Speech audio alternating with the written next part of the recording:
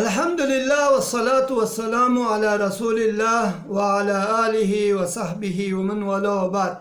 امروز ما همو سلسله درس دیروزه خود درس نمبر هفتم، امروز درس نمبر هشتم تعقیب میکنم و امروز ما درباره این موضوع صحبت میکنم که نماز یک انسان در خانه ازو بهتر است از نماز ازو در مسجد، مگر نماز جماعت در مسجد با جماعت افضل و اولاست. 25 یا 27 درجه بر بالای نماز انفرادی تفوق یا فوقیت دارد یا اجرش زیاد است. امام بخاری رحمه الله حدیثی را نقل کرده، حدیث نمبر 5784 و امام مسلم رحمه الله حدیثی را در صحیح مسلم نقل کرده 1353 عن زید بن ثابت رضی الله عنه. از زید بن ثابت نقل کرده فرمود زید بن ثابت رضی الله عنه احتجر النبی صلی الله علیه وسلم حجیرتا او حصیر. نبی صلی الله علیه وسلم نے یک جایی را برای نماز خود انتخاب کرد یا یک بوریایی را در اونجا هموار کرد در یک طرف از خانه خود که در اونجا نماز میخواندن در ماه مبارک رمضان، یعنی در جانب خانهشان در مسجد. فخرج رسول الله صلی الله علیه وسلم یصلی فیها. نبی صلی الله علیه وسلم هر شب میبرآمدن و در اونجا نماز ادا میکردن.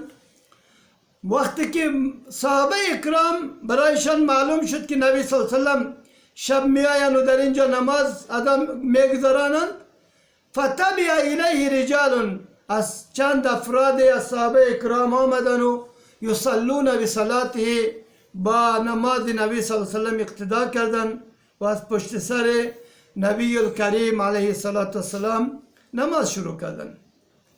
نبی صلی الله علیه وسلم یک شب، دو شب، سه شب وقتی که برای از اینا نماز داد و امامت کردن، اینا تعدادشان زیاد شد حتی که در مسجد جای باقی نماند که صف میگرفت مردم. نبی صلی الله علیه وسلم درباره از آمدن که ابطأ رسول الله صلی الله علیه وسلم عنهم فلم یخرج الیهم. نبی صلی الله علیه وسلم تأخیر کردن، از وقت مقرره نبر آمدن. اینا صحابه که جمع شده بودن اینا رفتن فرفعوا اصواتهم، آواز خدا بلند کردن و حسب الباب، دروازه را زدن. نبی صلی الله علیه وسلم به طرفشان بیرون شدن مغضبا، بسیار در حالت غضب. فقال لهم، برای اونا گفتن ما جعل بكم صنیعکم حتی ظننت انه ستكتب علیکم، که همین کیفیت و طریقه شما را ما دیدم که شما داری مستمر و بر سبیل دوام جاری کردین، ما ترسیدم که این نماز تراویح بر بالای شما فرض گردانده نشود. نبی صلی الله علیه وسلم ارشاد فرمودند فعلیکم بالصلاة فی بیوتکم، شما نماز خودتان در خانه خودتان لازم بگیرید، در اونجا ادا بکنید. فإن خیر صلاة المرء فی بیته الا الصلاة المکتوبه، بهترین نماز انسان او در خانه ازوست مگر نماز مکتوبه فرائض، که فرائض از خود مقام و منزلت و مکانی دارد و مکان فضیلت فرائض در مسجد جامع یا در مسجد است. از خاطر با جماعت ادا کردن افضل و اولاست. 25 درجه یا 27 درجه بنابر اختلاف روایات ابی هریره و عبدالله ابن عمر یہ فضیلت موجود است. از خاطر در بعضی از روایت های ابی داود که از طریق زید بن ثابت رضی الله تعالی عنه وارد است، در اونجا تصریح است. نبی صلی الله علیه وسلم فرمودند صلاة المرء فی بیته افضل من صلاته فی مسجده، این نماز انسان در خانه ازو بهتر است از اون نمازی ازو که در مسجد ما در مسجد الحرام ادا میکند، الا المکتوبه، مگر نماز فریضه. و این سند حدیث بالکل سند صحیح است، ابو داود نقل کرده از این حدیث معلوم می شود که نبی صلی الله علیه وسلم فرمودند صلات التطوع یعنی نماز نوافل در برابر است که نوافل قبل از فرایض باشد یا بعد از فرایض باشد یا هر نوافل بجز تحیت المسجد، خواندن از این در خانه اولا و بهتر است از این که در مسجد ادا کرده شود.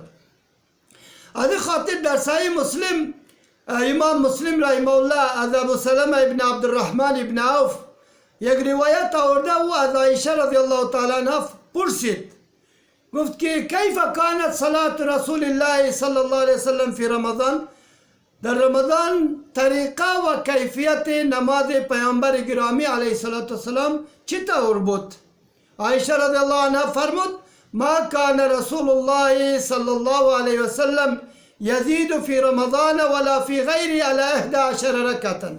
نبی صلی الله علیه وسلم در ماه مبارک رمضان و غیر رمضان از 11 رکعت بیشتر نماز نمی خواندند. ما گفتیم که دیروز که در صحیح بخاری حدیث از عایشه رضی الله تعالی عنها منقول است که نماز نبی صلی الله علیه وسلم در رمضان غیر رمضان بیشتر از 8 رکعت نبود، لیکن به شکل اکثر و بیشتر نماز شبانه ایشان در رمضان و در غیر رمضان 8 رکعت بود و گاهی نبی صلی الله علیه وسلم 11 رکعت هم میخواندن، یعنی 10 رکعت تراویح یا قیام اللیل و 1 رکعت ویتر. و در روایت عبدالله ابن عباس رضی الله تعالی عنه هم در صحیح بخاری است نبی صلی الله علیه وسلم یا 12 رکعت قیام اللیل و 1 رکعت ویتر خوانده بودند و این فعل یا عمل گاهی رسول الله صلی الله علیه وسلم است، اما عمل اکثر و بیشترشان او 8 رکعت بود، قسمی که حدیث عایشه رضی الله عنها در صحیح بخاری موجود است. در این حدیث ما میبینیم که 8 رکعت برادرایی که 20 رکعت قائم گرفتن، ما در اینجا 2 نکته داریم، 2 نکته ذکر میکنیم. یک نکته یا یک جزء اول است که یه حدیث در صحیح بخاری 8 رکعت یا 11 رکعت، در صحیح مسلم یا 12 رکعت از طریق ابن عباس رضی الله عنهما در صحیح بخاری و غیره. ما پرسانیم از کسانی که 20 رکعت میخوانند در کجا است این ذکر 20 رکعت؟ میگویند که عمر ابن الخطاب در امامت ابی ابن کعب بر 20 رکعت جمع کرد. سوال است که ابی ابن کعب رضی الله تعالی عنه در امامت از اون مردم جمع شدن، یہ 20 رکعت نبود، 20 شب بود. 20 شب در رمضان ابی ابن کعب رضی الله تعالی عنه امامت کردند.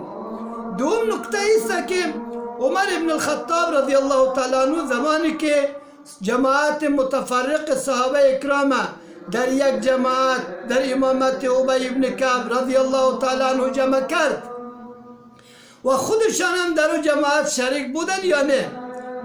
سوم است که عمر ابن الخطاب رضی الله عنه خلیفت المسلمین هستند، چرا خودشان نماز تراویح را امامت نکردند. چهارم است که عمر رضی الله عنه وقتی که در امامت ابی ابن کعب جمع کرد، بعد از خودشان در جماعت شریک نبودند.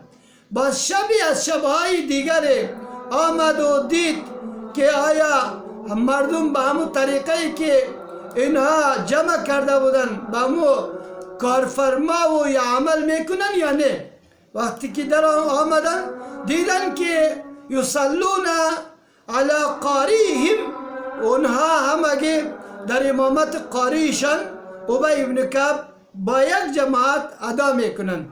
از این معلوم شد که عمر ابن الخطاب رضی الله تعالی عنه خودشان در این جماعتی که جمع کرده بود در شریک نبودن. در شبی از شبها با عبدالرحمن ابن عبدالقاری یک جا آمدن، دیدن که مردم ها با مو طریقه که جمع کرده بود تراویح را جاری ساختن.